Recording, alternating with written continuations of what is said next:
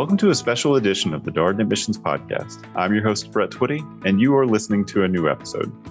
So this episode is all about the MS in Business Analytics program. That's the MSBA here at the University of Virginia. As you may know, the MSBA is actually a partner program between the Darden School of Business and the McIntire School of Commerce here at the university, and the program launched in 2017.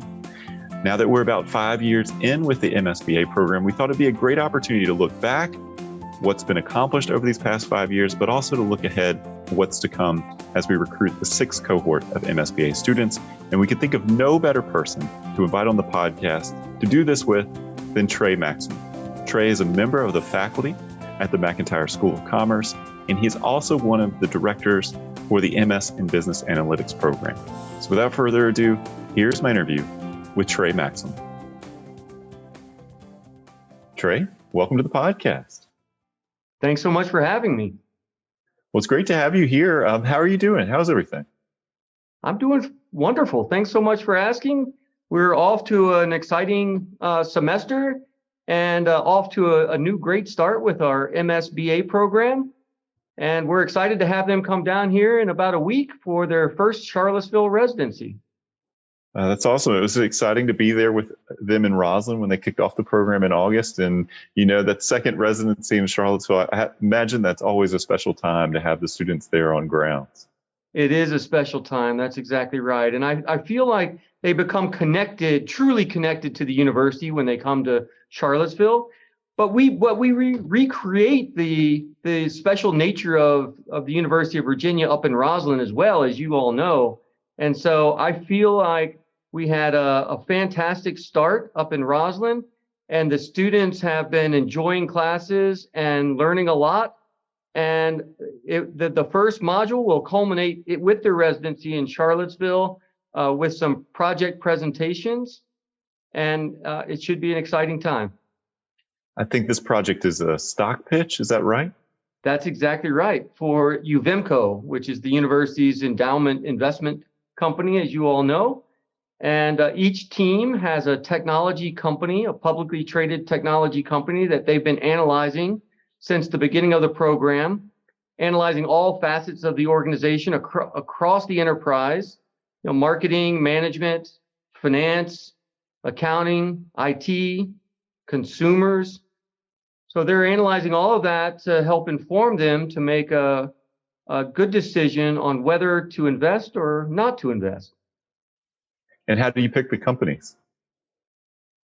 Well, we pick the companies that are generally a company that is relatively easy to understand from a financial standpoint, whereas some companies have so many subsidiaries or business units that it sometimes becomes challenging. But we also try to choose companies that are exciting for our students to explore. So those are kind of the two main reasons. And then we try to choose companies that have a consumer-facing business so that our students can analyze that part of the organization and try to unveil consumer insights and product insights and geographical market insights. Well, that's great. I appreciate your shedding a little light on Module 1 and the team project. And it's great to have you here on the podcast to talk a little bit more about the MS in Business Analytics program. We don't always get to feature it on our Darden Admissions podcast, but now that we have officially 5 cohorts for the program, the class that just started in August is cohort 5. And of course, we've started working on the 6th cohort for the MSBA program. We thought this would be a great opportunity to both look back on the past 5 years and how the program's evolved over this time period, and also maybe look ahead a little bit. One of the great things about this program, at least my impression, Trey, from talking with the faculty, is that it's constantly evolving, and the tools and the topics, trying to stay close to industry and cutting edge practice out there. So tell us a little bit more about you and your role. Yeah, I'm happy to. Thanks for asking. So I'm a professor in the McIntire School of Commerce. I sit in the marketing area, and my focus really is on marketing and customer analytics. So those are the types of classes that I teach at the university. And I'm also involved and have been involved for many years with our global immersion programs, mostly in Southeast Asia and China. So I'm excited. In January, I'll be offering one of those classes in Thailand and Vietnam. So that's a little bit about what I'm up to on the teaching front. And then on the research front, I study customer experiences and the factors that shape customer experiences, either positively or negatively. So we collect a lot of data from companies and try to find the factors that drive loyalty. And how did you get to UVA? Well, maybe similar to many professors here, I traveled around the United States and interviewed with many great universities. And it's one of those stories where that people talk about, which it was love at first sight. When I got off the plane, actually before I got off the plane, coming in, it was a fall day and the leaves were changing and it was a beautiful day and I had a wonderful visit. And it really just highlighted kind of as we started with, this special nature of the University of Virginia. And that was over 23 years ago. So, and I haven't looked back one time. This has been a wonderful experience for me. We have just amazing students. I learned so much from my students. I might even learn more from them than they learned from me. So they're wonderful people to work with. The faculty, they're caring and supportive and dedicated to excellence. Our staff is just remarkable. And I got to meet friends from around the university. And so I've learned a lot about the other schools at the university. So it's just it's a unique place for me, and it's an important part of my life. Well, always nice to set the scene and learn a little bit more about our guests. And the MSBA program, the MS in Business Analytics program, is a unique program at the university in that is a partnership between the McIntire School of Commerce and the Darden Graduate School of Business. Talk to us a little bit more about the inspiration for this program. What was the idea behind launching the MSBA? Yeah, it's a great question. So at the time, there was a lot written in the news and by organizations like the Northern Virginia Technology Council, who put together a thorough report that essentially highlighted a massive jobs gap in kind of the DC region that was branding itself as the nation's data capital. So what I mean by that is that there was a lot of demand for positions that involved analytics and not nearly enough qualified candidates to take those jobs. And so I took that information as a call to action to help not only our two schools, and not only the University of Virginia, but also the Commonwealth of Virginia and neighboring states to help bridge that gap so that we could start educating students with the tools and techniques that can help close this gap and create opportunities for them, both personally and professionally. So that was the inspiration. And we started off with a small group of us that both from the Darden side and from the McIntire School side.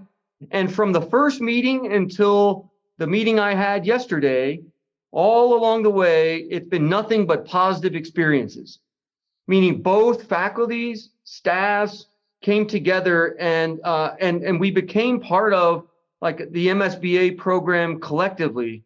And so it's really been, great to see. It certainly makes me very proud of what we've accomplished. And it's also, I think, a shining example for the University of Virginia on how two schools can come together and create something that is market-driven and something that takes advantage of the best of both schools. Trey, I know you talk with a lot of students, and as you noted, you've been at the university for a while. When someone asks you, a prospective student, for example, asks you what the MSBA program is all about, how do you explain the program to them? Yeah, it's a great question. So we built this program is curated specifically for the students that are enrolled in the program. So that's the first thing, meaning that students in this program do not take some classes over at Darden and take some classes over at the McIntire School and collect them together and earn a degree. In this program, every single class is built for the MS in Business Analytics students by both faculties together. And in fact, many classes have faculty from both schools teaching. And so that's really the kind of the mindset behind the program. In terms of what we teach, importantly, the first thing we did was we went out and we consulted with our corporate partners. So these are a lot of leading companies around not only the DC region, but also around the country and around the world. And we brought them physically into a room and we had meetings with them asking very simple questions about like, what kinds of skills do your employees need? What types of tools and techniques do they need to accomplish their job? And what topics should we be teaching in a program like this? And so I think when we started the program, because everyone that was at the table were technically minded, we were, as I recall, a little bit farther down the technical side in terms of our mindset and developing it. And our corporate partners quickly brought us back to what we think now is the center between business acumen and analytical tools and technique.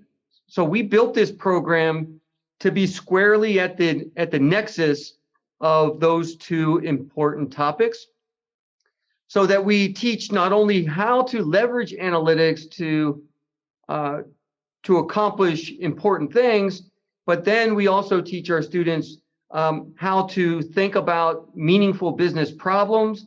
How can we scope out those problems? And then how can we build research projects with impact for the business? So it's not just the tools and techniques that we teach them with analytics, but it's also the business acumen side, so they know what to do with these insights once they get them and how to communicate these insights to various stakeholders across the organization. I appreciate your point around communication.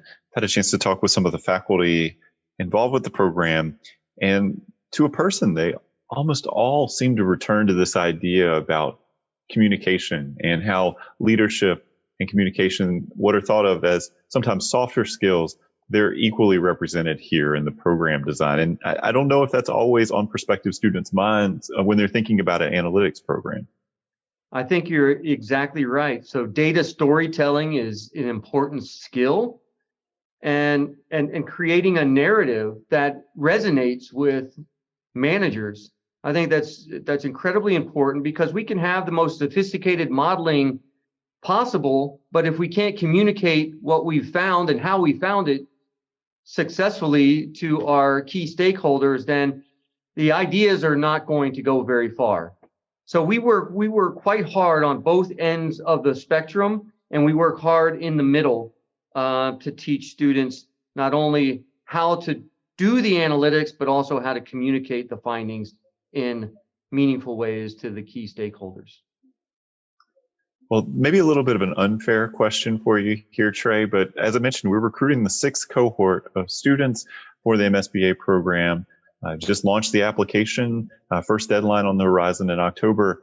When you look back on, say, the past 4 or 5 years in the program, how has it evolved since its launch? Well, I mean, I think that it's in terms of the core values of the program, they've stayed exactly the same. But as you mentioned at the start, some of the tools and techniques have come in and out as our corporate partners and our students have provided feedback that have, helped us to kind of pivot. And the great thing about this program is that we're fairly nimble. So we pivot quite quickly.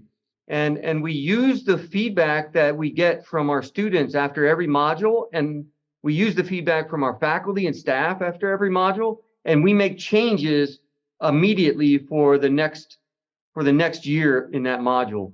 So we pay very close attention to what our students, faculty, and the marketplace is telling us, and we're able to pivot on topics, or maybe it's emphasizing more of one topic, or maybe teaching less of a topic that may be less important today than it was 4 years ago, or something like that. So we do pay careful attention to the feedback, because we want to make sure that we're teaching our students in this class the exact tools and techniques that they need to get their job, or to after graduating, or to excel in their current job. So we definitely change the topics as we move forward. In terms of the student body, I think it's been pretty similar over the past 5 years. We have been so lucky. You mentioned the admissions team. Our admissions team just does a wonderful job of identifying successful candidates, and our students come into the program from day one, from cohort 1 until today, and they just have this dedication to learning, this passion for learning, this passion for networking with each other, and they come in right away with this mindset of building a cohesive cohort. So already, even just a few weeks into the program, this cohort is quite close.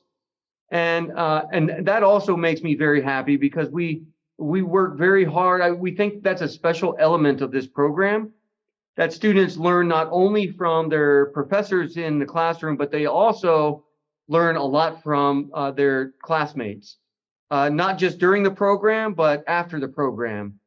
It made me very happy that the cohorts still get together after they've graduated 3 or 4 years ago.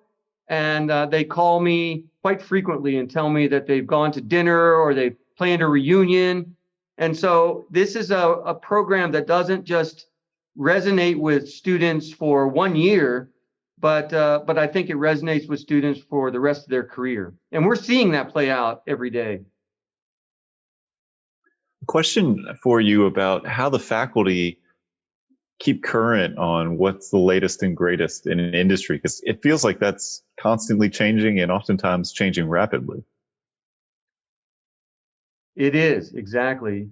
Well, so thankfully, again, back to my point about, we're lucky at both the Darden School and the McIntire School to have highly qualified professors who are experts in these topics. And not only are they experts in the quantitative skills and the technology that drive these skills, but they also are highly connected in the marketplace with organizations who leverage analytics to accomplish their goals. And so, and they work with these companies in their own scholarly research. So they're really at the pulse of what's happening in the forefront of analytics, because of their deep connections with these companies and the leaders in these organizations who do this type of work. And so again, we have all these conversations on an ongoing basis about what are the leading trends, what are the new techniques that are emerging, what are the new tools that are coming on board, the new technology. And so that helps inform us for what we do. So I really think it comes down to people. We're lucky to have the best and brightest people in the world of analytics working in this program, and actually many of the faculty members came to the University of Virginia because they wanted to be a part of this program. So it was a great fit for them. They came in passionate about this MS in Business Analytics program, and they've excelled because of that passion. One of the things that has been a consistent part of the program design is the fact that at the end of each module, there's a deliverable, and you're working with the team on that deliverable, and typically a presentation that goes along with all of this. And how did the faculty arrive on this team-based, project-based learning approach? Yeah, it's a great question. I think that is certainly one element that has been fundamental at the McIntire School of Commerce, and you'll find that type of curriculum structure in every program that we offer. So I think we came to the table with that's the only reference that we know, because that's what we do so much at this school. And our thankfully our colleagues at Darden, they were really excited about this type of learning. And of course, the Darden School is passionate about the learning team models as well. And so it was just a great fit. I think that this is just another great example of how the two schools came to this with a very similar mindset and a very similar pathway for success. And so, so these projects, as you mentioned, are trying to, we have 5 projects, 1 in each module, all team-based. And so they accomplish a lot for our students. Number one, it gives them a chance to focus on a particular industry, and it gives them a chance to focus on a specific world of analytics. Each one is different along the way, so that they can kind of start to develop a mindset for how do we develop a meaningful project, and how do we leverage the appropriate tools and techniques to solve that problem. And then they do it again in the next module, and then the next, all the way through. And then in the 5th module, they get an opportunity to create their own capstone project where they identify a client. So they develop a proposal, they approach clients, potential clients, and they come together as a team to decide which company would be the best way to kind of hone their skills, but also the best project that could have the most impact for the company. And that's an important element of that final project, is business impact. So we're quite proud of the projects that we've had in the past that have helped companies, both big and small, nonprofits to publicly traded companies, a lot of different sectors.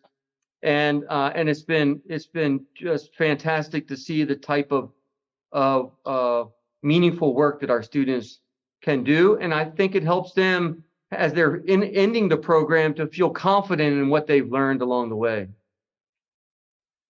You mentioned the diversity of exposure, just reflecting upon the projects that I've heard about in recent years. We talked about the stock pitch project that is corresponding to Module 1 here for these students, and looking at tech companies. And then historically, I think Module 2 is focused on maybe mortgage related data. Module 3 is historically culminated in a project focused on Hilton related data, actually employee data around satisfaction surveys, that kind of data. And then Module 4, I think, has typically been some kind of healthcare related work, and Module 5 with the capstone project, which of course is sourced from that work is sourced from the cohort. I mean, it's a lot of diversity. It's a broad exposure. How do you decide these are the areas where we'd like to spend some time? Well, that's a great question. A lot of it is driven by, our student interests and the types of sectors that they are attracted to, what types of work they would like to do, and what type of work they're doing now. And so we listen carefully to our students, and they help us to design these projects that'll be the most valuable projects for them, and help them as they accomplish their own goals. So we think that we're also, I guess, so it's student centric, but it's also market centric in terms of in all those areas you mentioned. There's a lot of innovation going on in analytics, and analytics is being used importantly to answer key questions in those areas. So I think that they're great representations of what's going on more broadly in the world of analytics. So I think it's an opportunity for them to see kind of the latest trends that are happening in these arenas that are at the forefront of the new world of analytics. Well, you mentioned the first weekend residency that students have in Charlottesville, which is actually, interestingly enough, the second weekend residency in the program. at the very end of the program, there's another opportunity for students to come to Charlottesville that coincides with the end of program celebration. I had a chance to join the most recent graduating class down in Charlottesville for that Saturday. And it was great to be there with the students and to hear their reflections on the program and what they'd gotten out of the program. To a person, to your earlier comment about relationships in the cohort feel of the program and the real intentional design around the culture and building those connections. Everybody mentioned that. The other thing that students talk a lot about is the program is very generalist in orientation, exposing students to a lot of different things. Is that intentional as well, from a tools, techniques, topics, just to kind of say, here are the things that are happening out here in this world, a very broad orientation? Yes, that's a great question. So again, in consultation with our corporate partners and our students in their work, we identify, the tools and topics that are top of mind for business analytics leaders. And again, as I mentioned before, those change year to year, but we want to make sure that we're teaching students the tools that companies need today and tomorrow to be able to solve their problems. And so it's just critical for us to stay on top of what are the leading types of analytical tools that are being used. And so, yeah, absolutely. So we can't teach everything in one program, but we try our very best to give them kind of a broad look and analysis in the leading tools and techniques that companies are using and find the most valuable. And we do that every single year. Because again, back to the inspiration of the program, our real goal is, well, maybe twofold. Is one is to help close that gap between this jobs gap that's out there. So we're preparing more people properly to do these types of jobs. And then second, we're that equally important is we're trying to help our students accomplish their goals, not our goals, but their goals, both personally and professionally. And we think this program definitely does that. I want to talk a little bit more about the structure and design of the MSBA program. It is a 12-month program. There's consistent in-person engagement in this program. So you have, over this 12-month program, you have 10 weekend residencies that are occurring on average, one weekend a month. There's 8 in Roslyn. There's 2 that are down in Charlottesville. The 8 in Roslyn are a Saturday and Sunday affair. When you're in Charlottesville, it's a little bit longer of a residency. It's a 4-day residency. There's also live synchronous classes, typically a couple of nights per week in the evenings. And there's also self-paced content that students will watch to also develop the content. But a third of the content in this program is delivered in person across these regular weekend residencies. Trey, when you think about the culture of the program, how does this consistent in-person interaction inform this culture?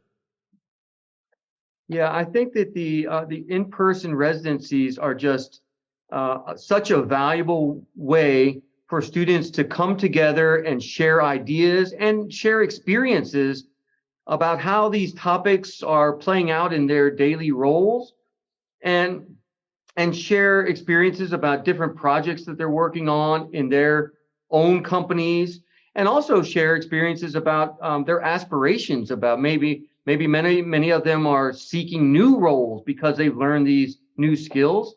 And so it really is a special time for them, and they take it very seriously. I mean, they are so happy to see each other in person. And again, those are on Saturdays and Sundays, as you mentioned. And so those days, so like Saturday, will go from 8 a.m. Actually, the breakfast starts at 7 a.m. and then classes start at 8 typically. And then there's a lunch. Sometimes during lunch we have some guest speaker or some important new trend or event that's going on in analytics.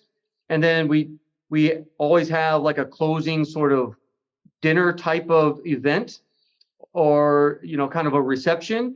And then the students take it upon themselves. We have a student activities council that develops other events outside. So they'll get together and do various events, fun things for them.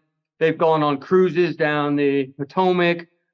They've met at restaurants. They've met to play certain games. They do a lot of things on their own, and actually a lot of faculty and staff go with them on those optional events.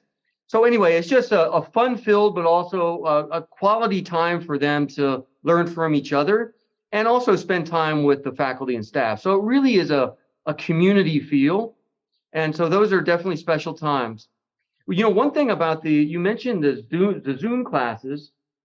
And, you know, when we started this program, I know for me, it was adamant that we make this as flexible as possible.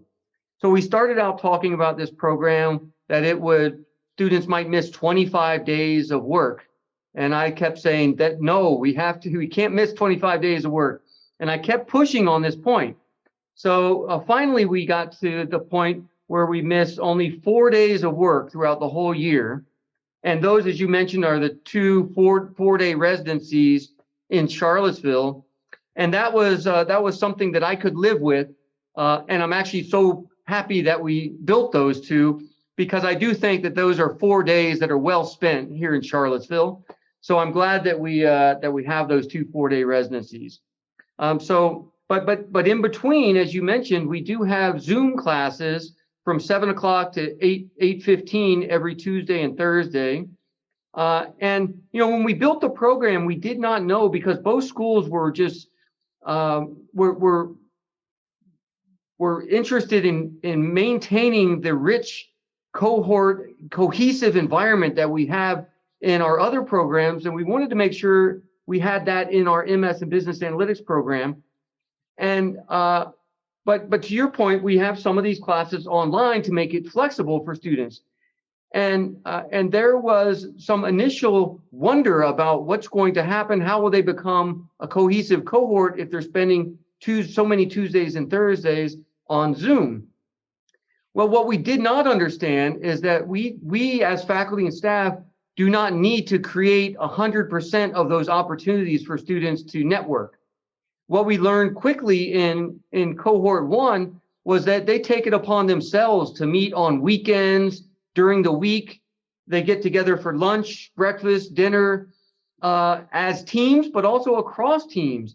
And so that was the first thing that made me so happy is how close the first cohort got within by the time actually they came down to Charlottesville for the first residency, they were already a tight-knit group.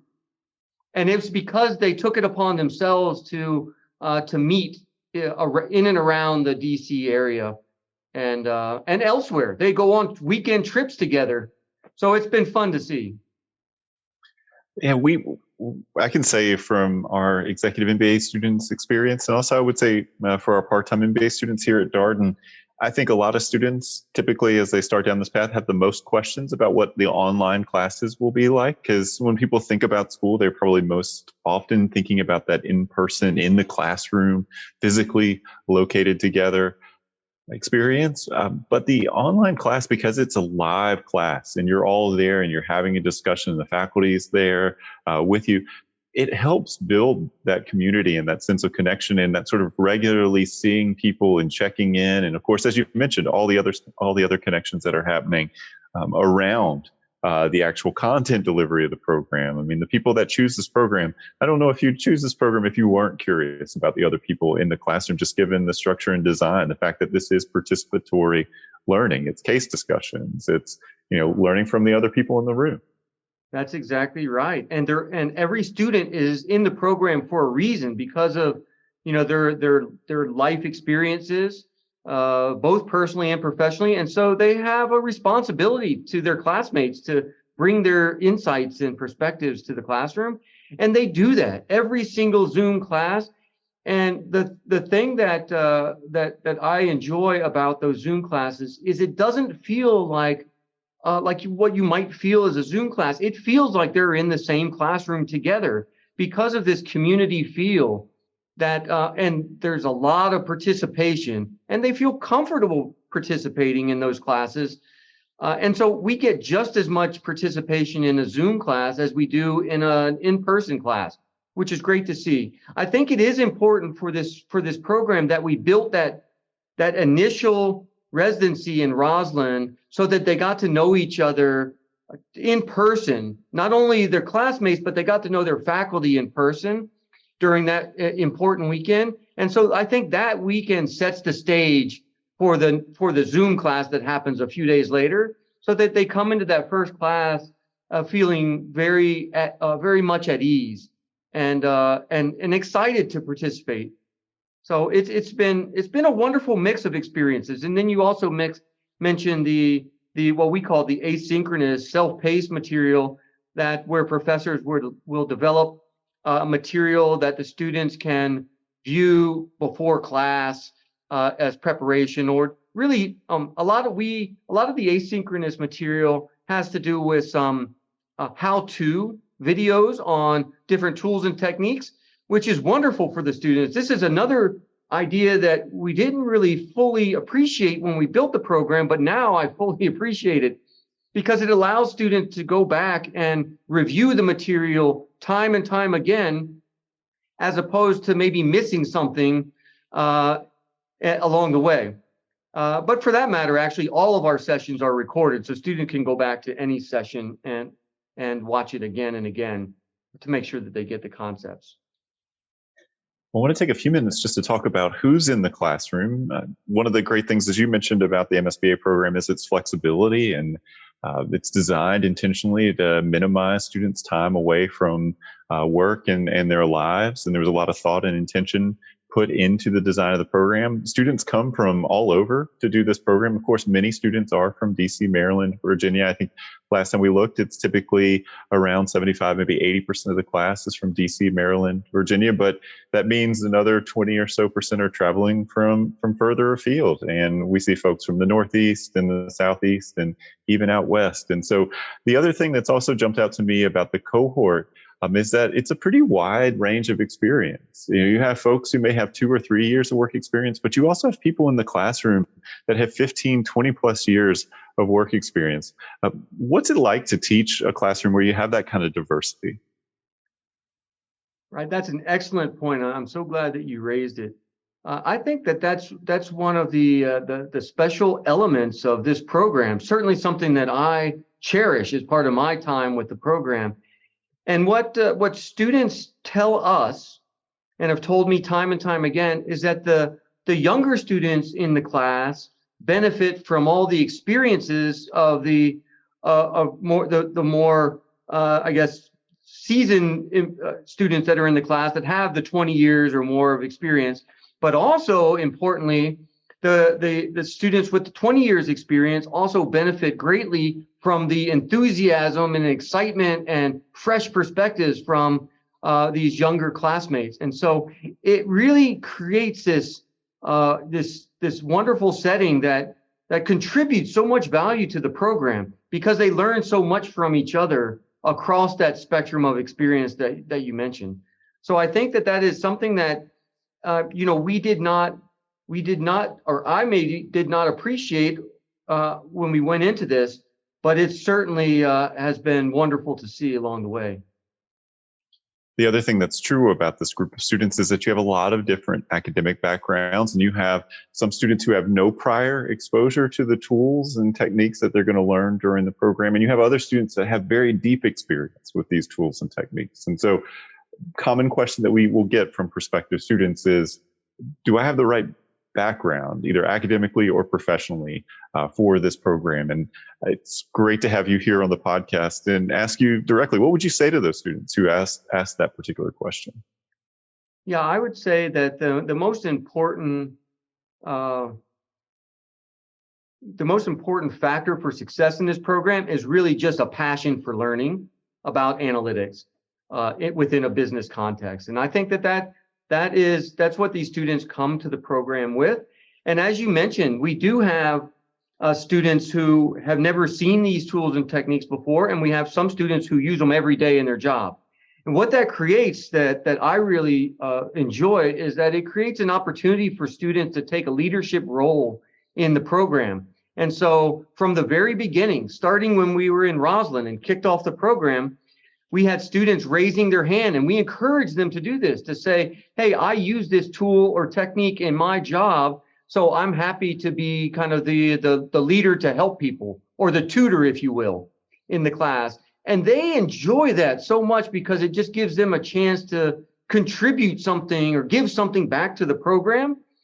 And it also is valuable for the students who are new to these tools and techniques, because then they can lean on each other.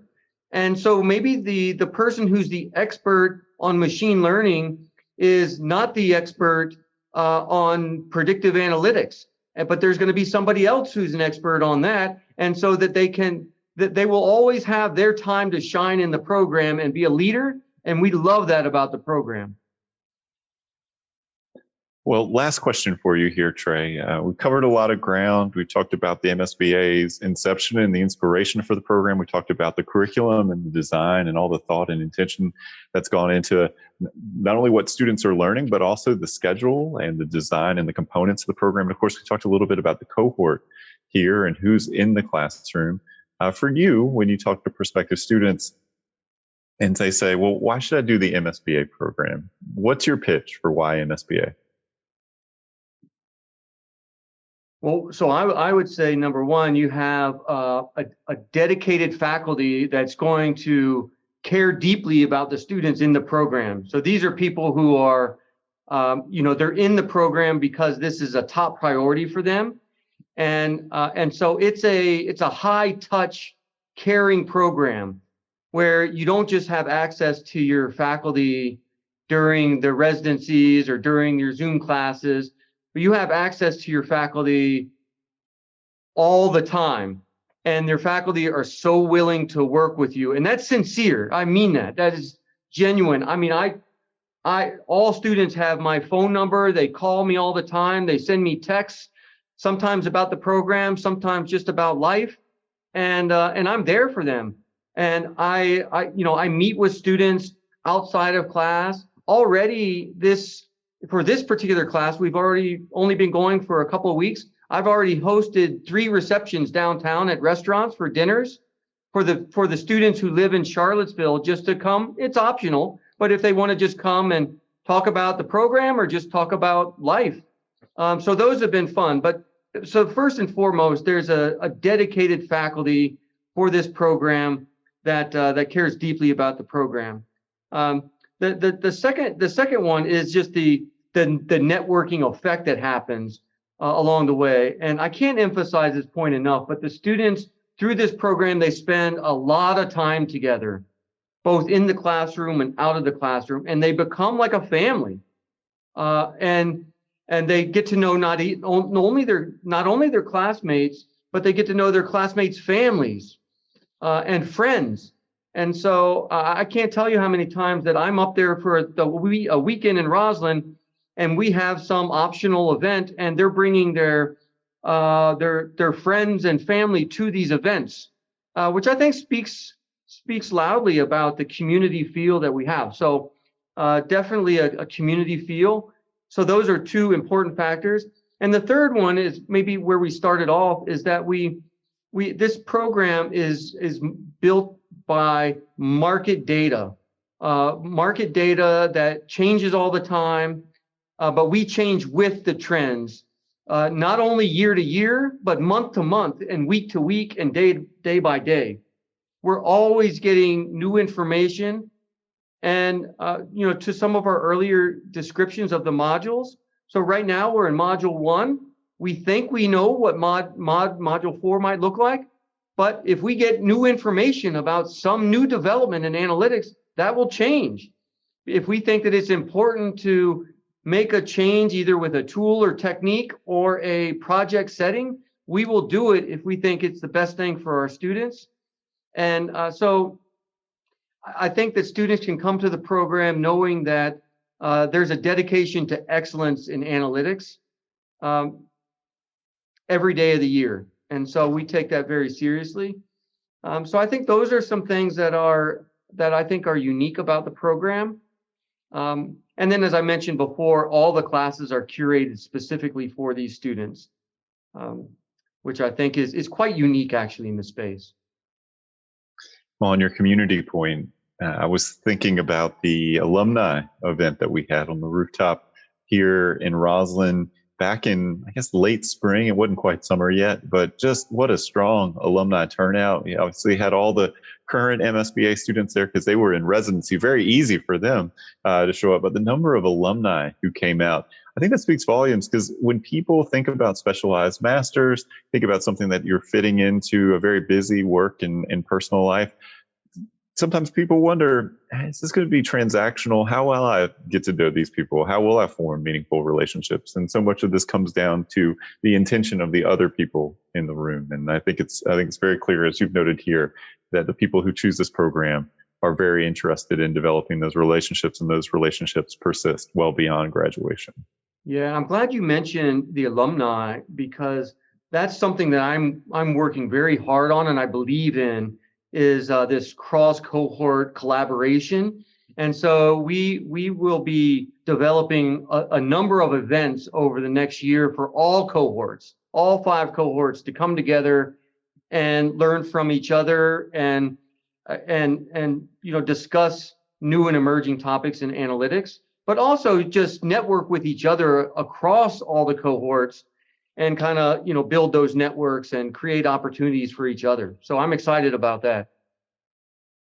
Well, Trey, it's been such a pleasure catching up with you. Thank you for coming on the podcast and talking more about the MSBA program. We covered a lot of ground today. We did. Well, it was a great pleasure. Always happy to talk about the MS in Business Analytics program. I'm so proud of what we've done so far, but I also look forward to great days ahead with the program. So I'm just so happy that I'm a small part of it. And that was my interview with Trey Maxham, a member of the faculty at the McIntire School of Commerce here at the University of Virginia, and one of the directors of the MS in Business Analytics program.